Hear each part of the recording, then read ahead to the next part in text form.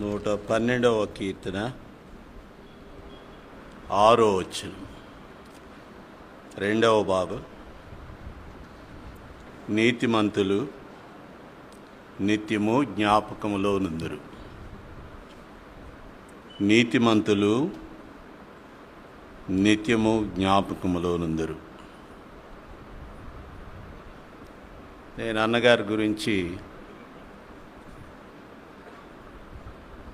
చెప్పడానికి చాలా విషయాలు ఉన్నాయి, కానీ సమయం లేదు కనుక ఈ కొద్ది మాట మాత్రం ప్రభునామను మీ దృష్టికి తీసుకుని వస్తున్నాను. హెబ్రీయులకు రాసిన పత్రికలో ఆ నీతిమంతుని, ఆ విశ్వాసమును బట్టి నీతిమంతునిగా సాక్ష్యం పొందాను. ఇది ఎవరిని మెప్పించడానికి కాదు, కానీ నేను అన్నగారితో కలిసి ఉన్న దినముల్లో తనకున్న విలువలు, తనకున్న అలవాట్లను బట్టి కొన్ని అనేకమైన బలహీనతలు ఉన్నప్పటికీ కూడా పశ్చాత్తాపం అనేది చాలా ప్రాముఖ్యంగా తన జీవితంలో నేను చూశాను. ఏదైనా ఒక చిన్న విషయంలో కొద్దిగా కోపపడినప్పటికీ కూడా వెంటనే కనీసం ఇంటికి వెళ్ళి కూడా ఫోన్ చేసి వారికి క్షమాపణ చెప్పేవాడు. రెండవదిగా, నీతిమంతుడు అనే మాట పరిస్థితులు ఏ రీతిగా ఉన్నప్పటికీ దైవగ్రంథంలో తన మనస్సు నొచ్చుకొనెను అనే ఒక గొప్ప దైవజనుడిని ఉదాహరణగా అన్న గురించి చెప్పవచ్చు.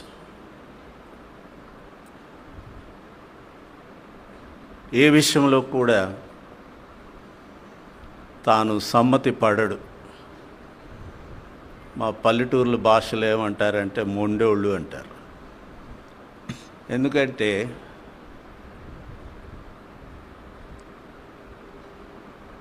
తను ఏ విషయంలో కూడా ఒక అతిక్రమ విషయం కానీ, ఒక తప్పిదం విషయం కానీ, ఒక అక్రమైన మార్గం విషయంలో కానీ ఏమాత్రం కూడా సమ్మతి పడడు. ఏ పరిస్థితులైనా సరే ధైర్యంగా ఎదుర్కొనగలడు. నీతిమంతుడు సింహము వలె అనే మాట, అలా ధైర్యంగా ఉండేవాడు. ప్రాముఖ్యంగా తన యొక్క ప్రార్థనలో మీరు అందరూ గమనించవలసింది ఏంటంటే, నేను నేర్చుకున్నది ప్రతి ప్రార్థనలో కూడా ప్రారంభంలోనే మీ అమూల్యమైన రక్తం ద్వారా మాకు అనుగ్రహించిన పాప క్షమాపణ విమోచన బట్టి వందనములు అనే మాట తన ప్రార్థనలో మొట్టమొదటగా ప్రభుని స్తుతించేవాడు. రెండవదిగా, ఒకవేళ అకౌంట్ రూమ్లో కూర్చున్నా కానీ ఎక్కడికైనా బయటికి వెళ్ళినప్పుడు కూడా బైబిల్ గ్రంథం తీసుకొని దేవుని వాక్యాన్ని చదివేవాడు.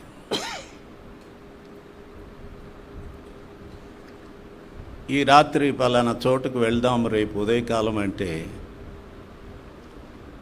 6 గంటల కంటే 5 నిమిషాలు తక్కువ 6 గంటలకే వచ్చి ఉండేవాడు.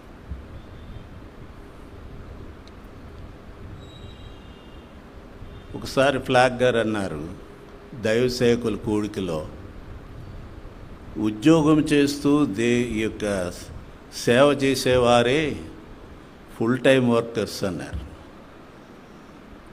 వారే సంపూర్ణమైన సేవకులు అని ఒక దైవ సేవకుల కూడికలో 1972వ సంవత్సరంలో మెడ్రాసులో చెప్పారు. ఎవరు దైవ సేవకులు అని. అయితే ఆ రీతిగా దైవజనులు అని చెప్పగలము. దేవుని యొక్క పని విషయంలో, ప్రార్థన విషయంలో, దేవుని వాక్యము చదివే విషయంలో,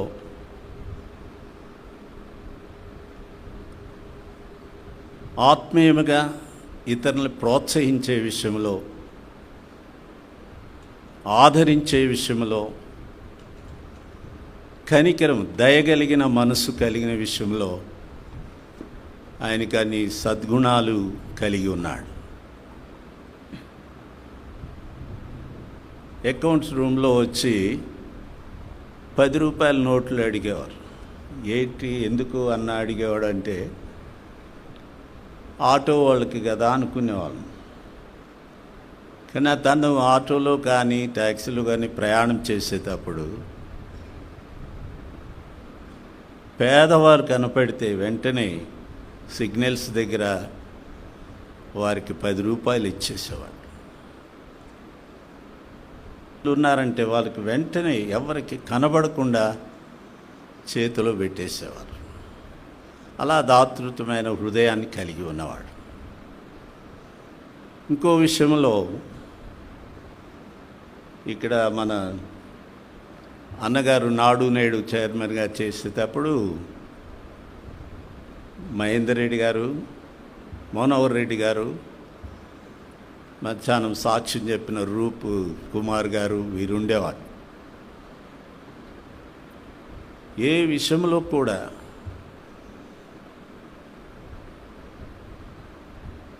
సమ్మతపడేవాడు కాదు. ఆయన వస్తుంటేనే భయపడేవారు.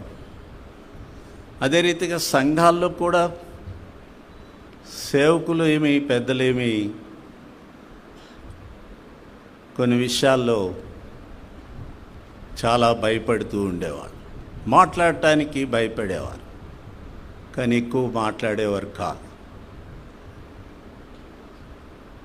ఏదైనా జవాబు చెప్పాలంటే సూటిగా మాట్లాడేవారు. మొహమాటం అనేది ఉండేది కాదు, కపటం అనేది ఉండేది కాదు.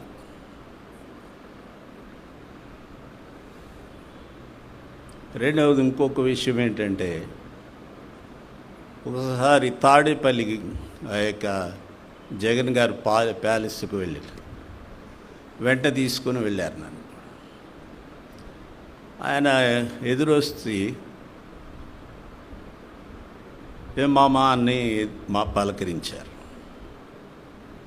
అయిపోయిన తర్వాత అక్కడ మాట్లాడుతున్నారు. నేను కొద్దిగా దూరంగా కూర్చున్నాను. సార్ అని పిలుస్తున్నారు. నేను అడిగాను, ఏనా సార్ అని పిలుస్తున్నారు ఏంటి అంటే, తనకున్న ఆ స్థానం బట్టి గౌరవించాలి అన్నారు. అంటే మీకంటే చిన్నవాడు కదా అంటే, లేదు, ఆయన ఒక ఏలికగా దేవుడు నియమించాడు. కనుక ఇలాంటి కొన్ని విషయాలు చురుకుదనంగా, రెండవదిగా దేవుని యొక్క పని విషయంలో పట్టింపు కలిగిన వాడికి ఉండేవాడు. ఏదైనా ఒక పని అంటే దాన్ని సంపూర్ణం చేయాలి. ఒక ఆకలి అనేది కూడా లేదు. అంటే ఒకవేళ మీకు ఎవరికి బాధపడకూడదు, కానీ ఒక టీ స్టాల్ దగ్గరికి వెళ్ళి ప్రస్తుతం కనీసం ఒక టీ ఆ కరివేపప్పు అని పెట్టారంట, అది ఆయనే నేర్పించి అదైనా తిని ఆ పని పూర్తి చేసుకున్న తర్వాత వెళ్దామనేవారు. కానీ ఎప్పుడు కూడా టైం అయిపోయింది భోజనానికి వెళ్ళిపోదామని ఎప్పుడు కూడా అనేవారు కాదు. కనుక ఆ రీతిగా తనతో కొన్ని సహవాసంలో కొన్ని విషయాలు నేను నేర్చుకున్నాను. ఎందువల్లంటే చిన్నప్పుడే నేను 17వ ఏటలోని 72వ సంవత్సరంలో హెబ్రోన్కి వచ్చాను గుంటూరు నుండి. అట్లా దైవజనుడు ఆ రీతిగానే వివేచన కలిగిన ఆత్మతో సమస్యలు పరిష్కరించేవాడు. ఆ తర్వాత నేను ఈ దైవజనుడి ద్వారా నేను కూడా నేర్చుకోగలిగాను, ప్రోత్సహించబడ్డాను, ఒక విధంగా బలపరచబడ్డాను. తనకు ఒక చిన్న పాట అనేది చాలా ఇష్టంగా 2 సార్లు మేము బయటకు వెళ్ళినప్పుడు అంతర్వేది పాలెంలో కానీ, ఆ తర్వాత ఒకసారి వీరవస్త్రంలో కానీ ఈ పాట పాడమన్నారు.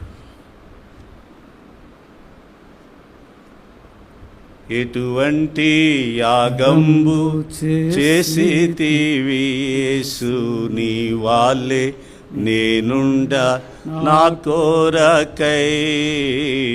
ఎటువంటి యాగంబు చేసితివి యేసు నీ వాళ్ళే నేనుండ నా కోరకై. ఆ పాట ఆయన 2 సార్లు ఎక్కువగా పాడించారు, పాడమనేవారు. ఒకవేళ రెండవదిగా నేను కొద్దిగా బలహీనుడు, హార్ట్ సర్జరీ అయినప్పటికీ కూడా ప్రక్కవారికి ఆయనంత అలసిపోయినప్పటికీ కూడా ప్రక్కనున్న సహోదరులకి దీని బాబుని కాస్త జాగ్రత్త చూసుకోండి అని చెప్పేవాడు. సహజంగా హెబ్రోన్లో 5 గంటలకి గంట కొట్టేవాడిని నేను. ఒక 6-7 సంవత్సరాలు ఆ రీతిగా కొడుతూ వచ్చా.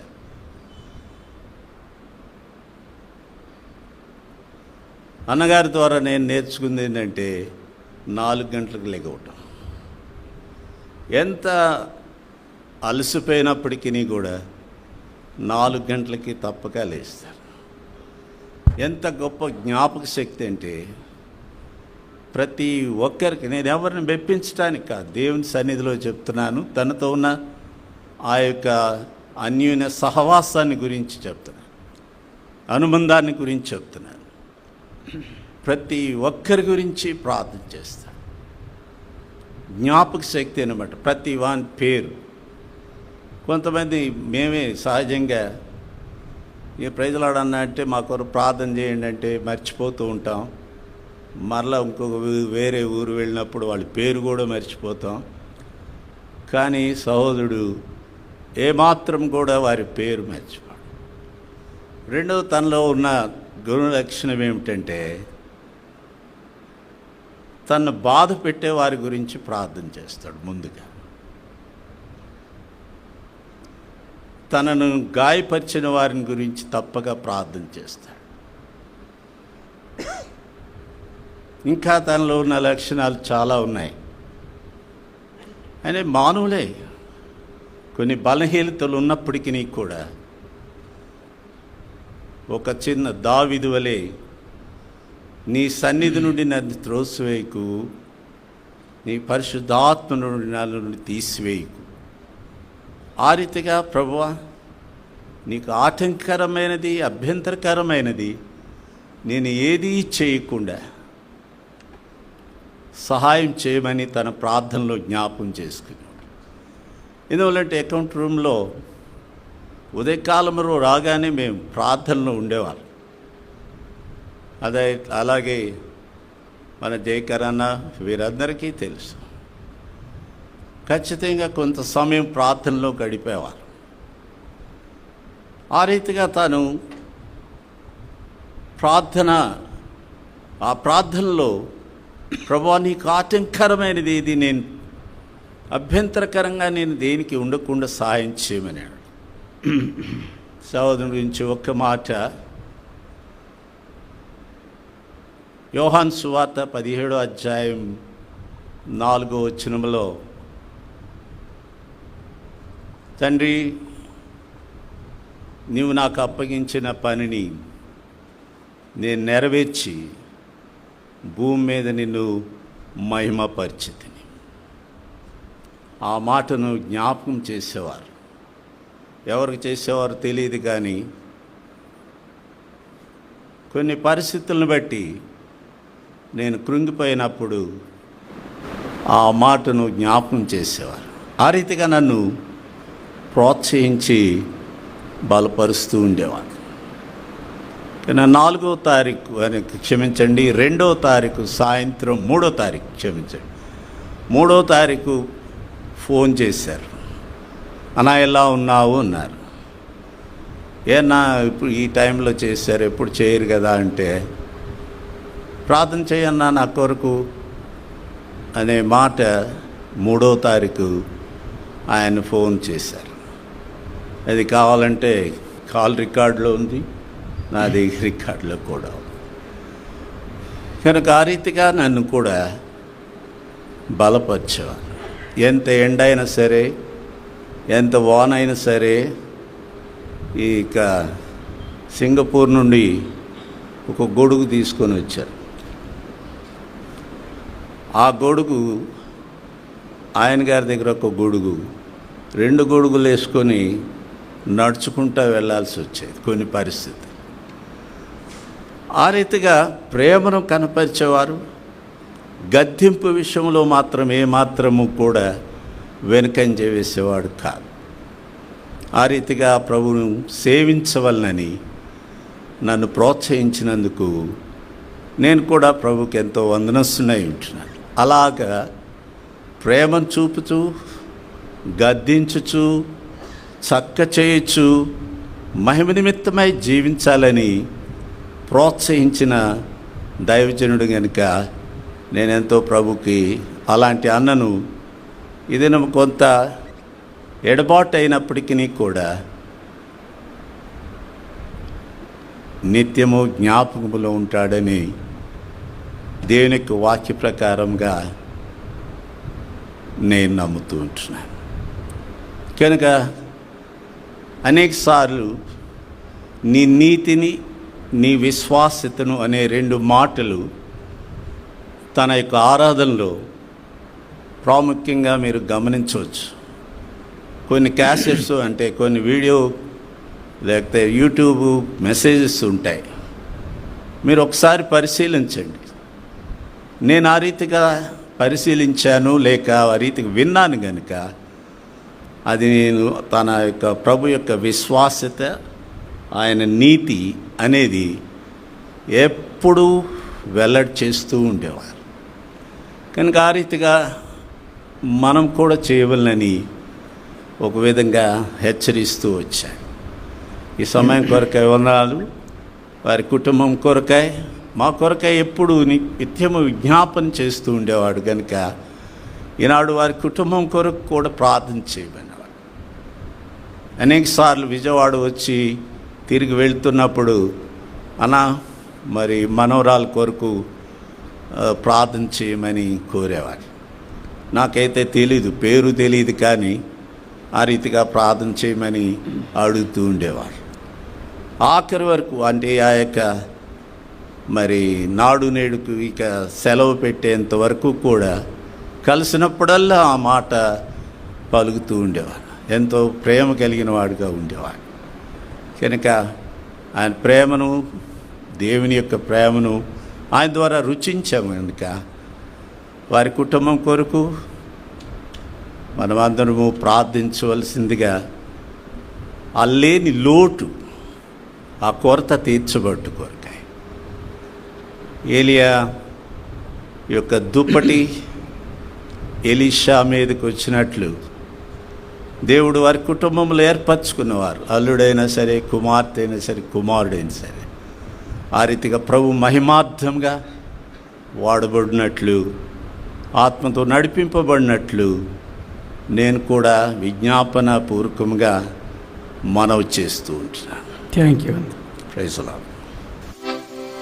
ఎటువంటి యాగంబు చేసితివి యేసు, నీ వల్లే నేనుండ నా కొరకై. ఎటువంటి యాగంబు చేసితివి యేసు, నీ వల్లే నేనుండ నా కొరకై. పరమా తండ్రి సన్నిధిన్ పరలోక ప్రణుతింపు విడచితివి. పరమా తండ్రి సన్నిధిన్ పరలోక ప్రణుతింపు విడచితివి. పశువుల తొట్టిలో పరుండియు, పశువుల తొట్టిలో పరుండియు, పరమా ప్రేమంజు